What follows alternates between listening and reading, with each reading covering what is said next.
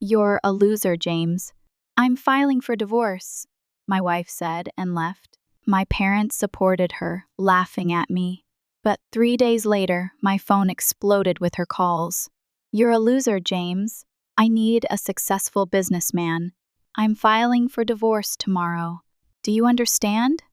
Sarah stood in front of me, her arms crossed, her expression cold and unwavering. She was wearing one of her expensive dresses, the kind I could never understand spending so much money on. But she always justified it by saying, "I need to look like the kind of woman who belongs with a successful man." I guess I wasn't that man. I didn't say anything. I just stood there and let her words sink in. We'd been married for 2 years, living in my parents' house, because my pediatrician's salary wasn't enough to afford a place of our own while covering all of Sarah's expenses. I always thought she understood that she was ready to build a life with me. But clearly, she had been waiting for an out. She grabbed her designer purse and turned toward the door. "I can't do this anymore, James. I can't live like this, waiting for you to magically become someone important. I've found a real man, someone who can actually give me the life I deserve." I knew she was cheating on me. It wasn't even a secret. She barely hid it late nights, secret phone calls, dressing up for meetings with friends I was never invited to. I could have confronted her, but I was afraid that if I pushed her too hard, she'd leave. As it turned out, she left anyway. The next day, we went to sign the divorce papers. Sarah was radiant, practically glowing. I was just numb. She didn't even look back as she walked out of the office. But what really broke me wasn't Sarah leaving, it was my parents. At dinner that night, my dad took a sip of his beer and said, "You should have worked harder, James. If you were making some real money, she wouldn't have left." My mother nodded in agreement. Sarah had high standards. You should have fought for her. A woman like that doesn't come along very often. Fought for what? For a woman who openly disrespected me? For someone who made me feel like I wasn't enough every single day? I wanted to yell at them, but instead, I just stared at my plate, picked at my food, and let their words bounce off me like I was made of stone. The days following the divorce were a blur.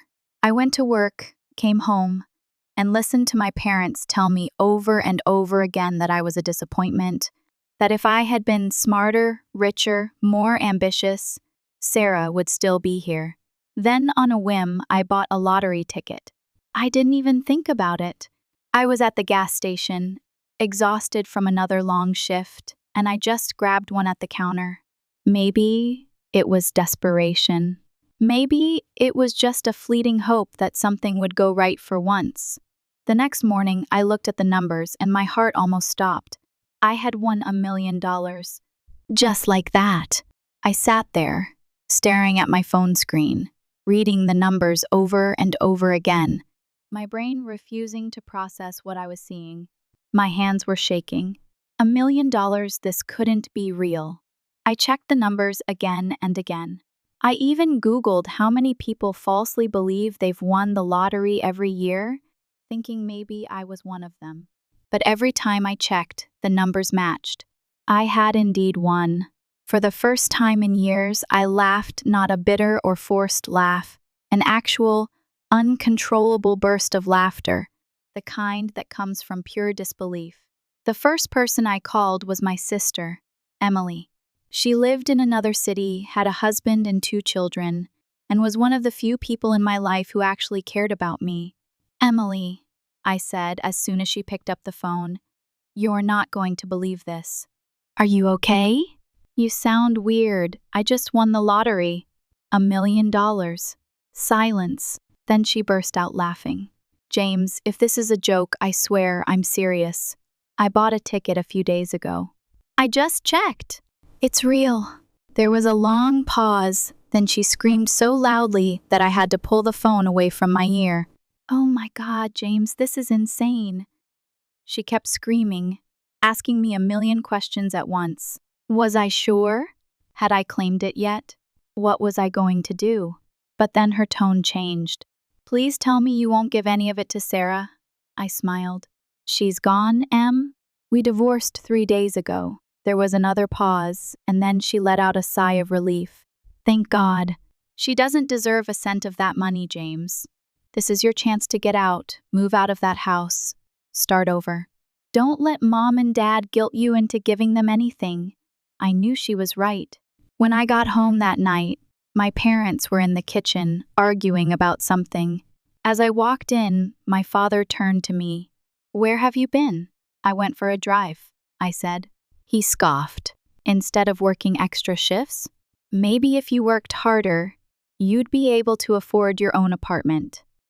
I almost laughed. If only he knew. I sat down and casually mentioned I won the lottery. Silence. They both stared at me. My mom frowned. What are you talking about? I won $1 million. For a second, no one said anything. Then my dad let out a short, incredulous laugh. Very funny. I pulled up the numbers on my phone and slid it across the table. Check for yourself. My mom grabbed the phone and stared at it. My dad leaned over and read the numbers with a furrowed brow. Then, slowly, their expressions changed, first disbelief, then realization, then pure excitement. My mother clapped her hands together. James, this is amazing. My dad grinned. Well, it looks like things are finally turning around for you. And just like that, they started talking about all the things we could do with the money, remodel the house, buy a new car, maybe even take a vacation to Europe. I sat there, letting them talk, listening to them make plans for my money as if it were already theirs. I didn't say a word. I had already made up my mind. I was done being the loser in their eyes. I let them talk. I let them dream about spending my money as if I had won the lottery for them. My dad was already listing home improvements, new kitchen, new deck, maybe even a pool. My mom was daydreaming about a luxury vacation. Neither of them even asked me what I wanted to do with it. That told me everything I needed to know. So I played along. For the next 2 weeks, I let them believe they had a say in my plans. I acted like their obedient son, agreeing when they talked about what we would buy. They were so caught up in their fantasies that they didn't notice how much I was making them do for me: laundry, cooking, even running errands for me for once. And then, just as I expected, Sarah came crawling back. It happened one evening while I was on the couch, scrolling through apartments in another city. The doorbell rang. My mom rushed to get it, thinking it was a package or a neighbor. Then I heard her voice, Sarah's. I didn't get up. I just waited, listening as she put on her best sweet, regretful tone. I made a mistake, she said. I miss James. The first heard my mom practically squeal with excitement. Of course you do. He's doing so well now. He won the lottery, you know. Oh, Sarah said, feigning surprise. Wow, I didn't know. Liar. I got up and walked to the door, watching as Sarah put on her best innocent expression. She looked just as perfect as always, hair done, expensive perfume, nails freshly done. But now I could see her for what she was. I want to fix things, she said, stepping toward me. I was stupid, James. I let my insecurities get in the way, and I didn't respond. I just let her talk, saying everything she thought I wanted to hear. She loved me. She missed me. She realized now that I was the one. I let her stay that night. I didn't argue, didn't tell her to leave. She got comfortable, acting like nothing had happened, like she had never walked out on me. My parents, of course, encouraged it. A beautiful woman like Sarah belongs with you, my mom said. It's good that she's back, I just nodded. But I already knew exactly what I was going to do. 2 weeks later, I went to claim my money. After taxes, I walked away with $800,000. The check was in my hands. It was real. And that night, while Sarah was asleep and my parents were dreaming of their upcoming luxury lifestyle, I packed my bags. Then I woke them all up. Sarah stumbled out of bed, confused. My parents walked into the living room, rubbing their eyes. What's going on? My dad asked.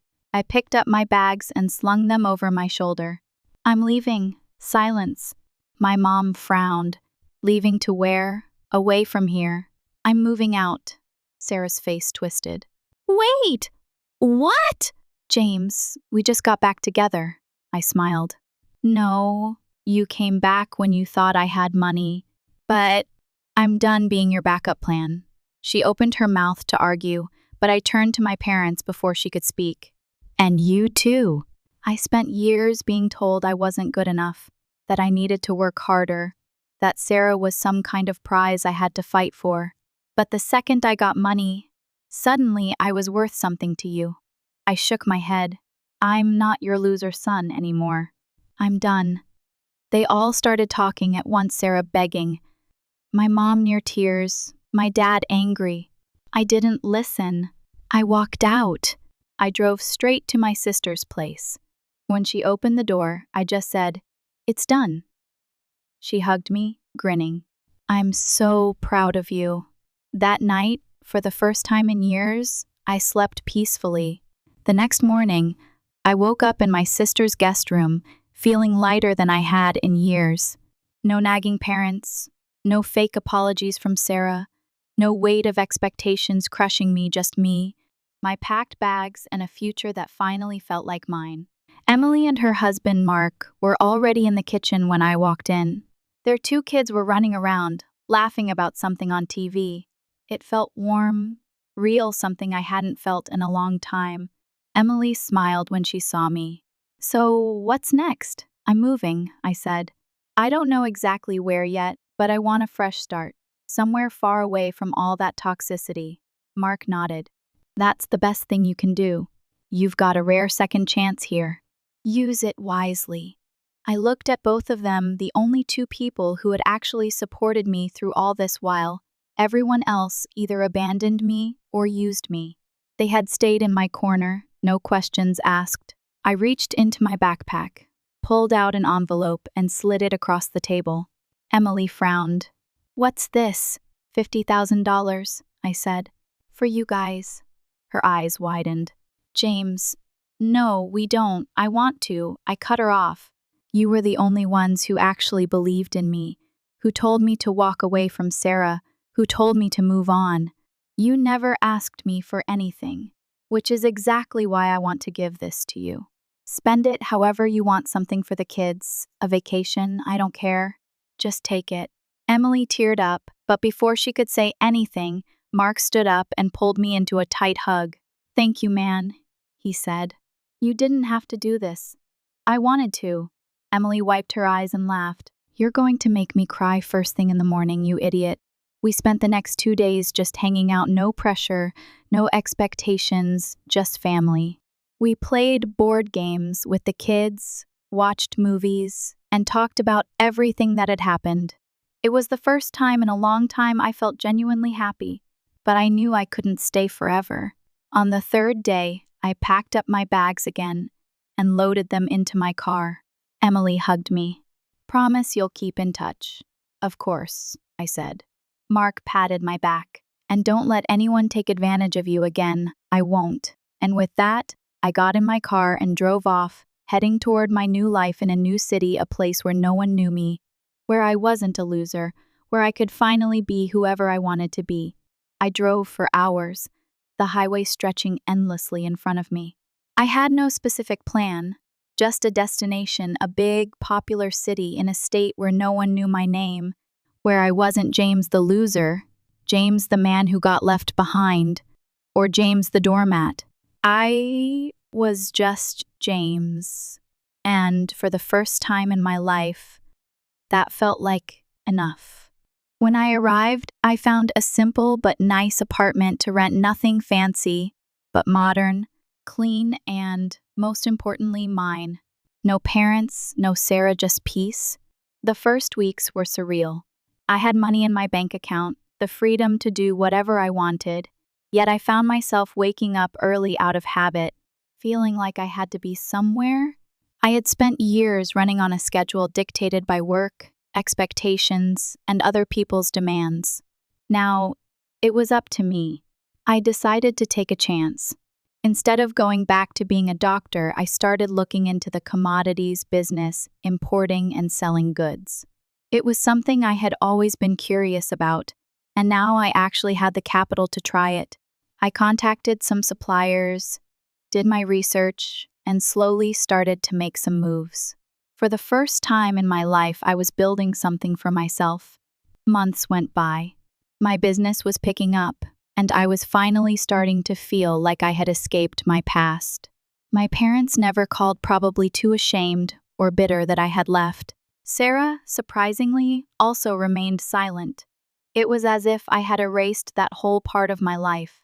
And then, because life can never be too peaceful, I got a phone call that turned everything upside down. It was Sarah.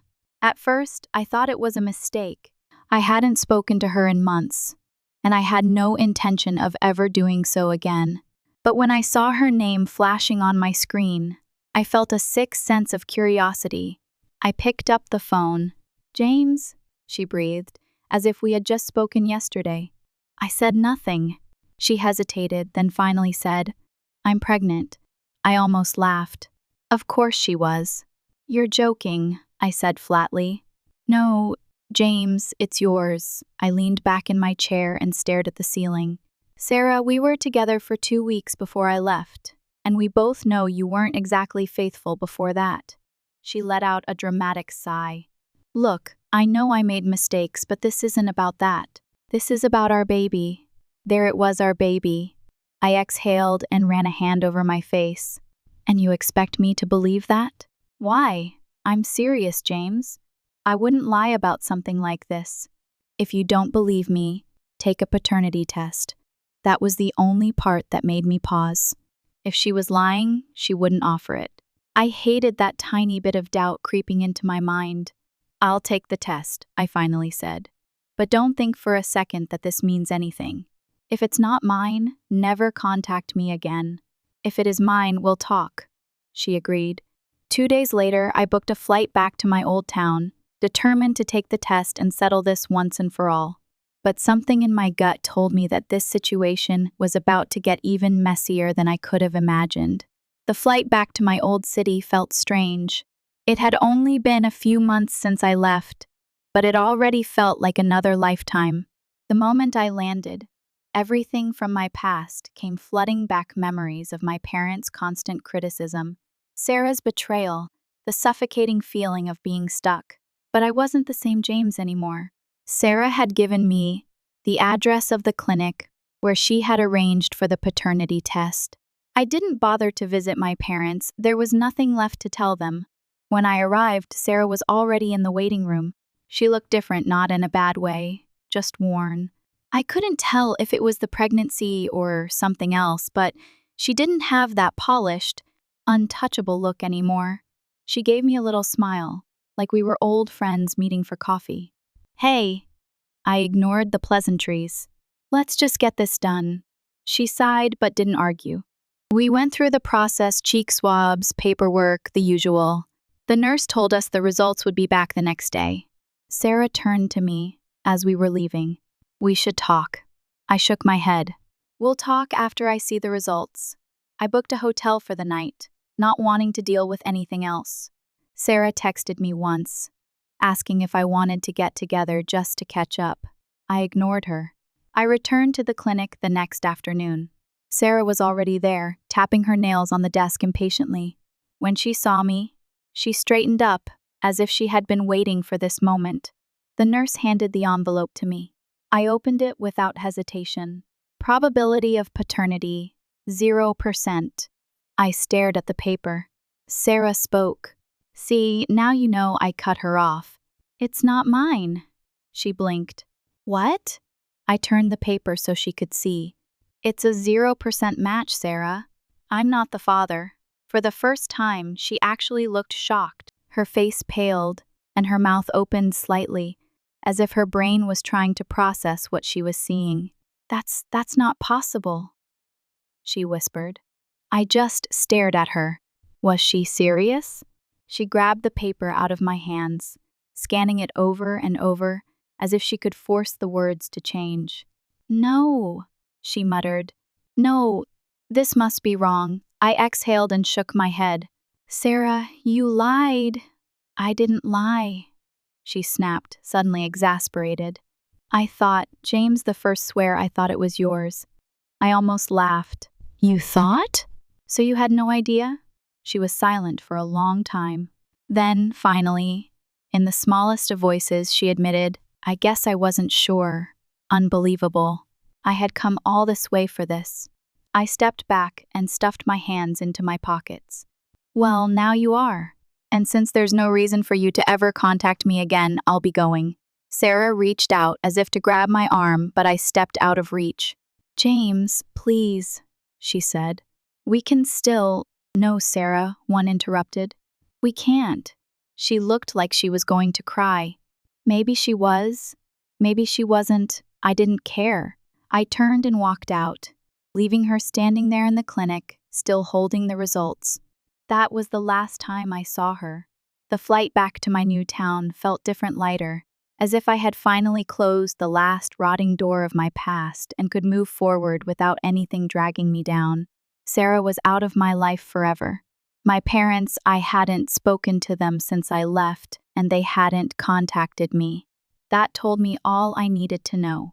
The only people I kept in touch with were Emily and Mark, and that was enough for me. With nothing holding me back, I threw myself into my business. It grew faster than I expected, and within months, I had doubled my initial investment. I wasn't just surviving, I was thriving. For the first time in my life, I was in charge, making real money and building something of my own. Then, one day, the strangest thing happened. I was in my office, going over inventory numbers, when an email popped up in my inbox. It was from a law firm.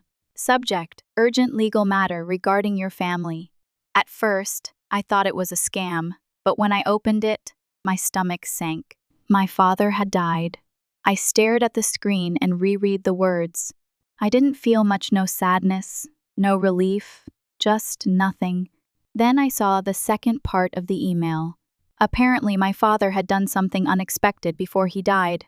He had cut my mother out of his will and had left everything to me. I almost laughed at the irony. The man who had spent his whole life calling me a loser, acting like I was worthless, had finally given me everything.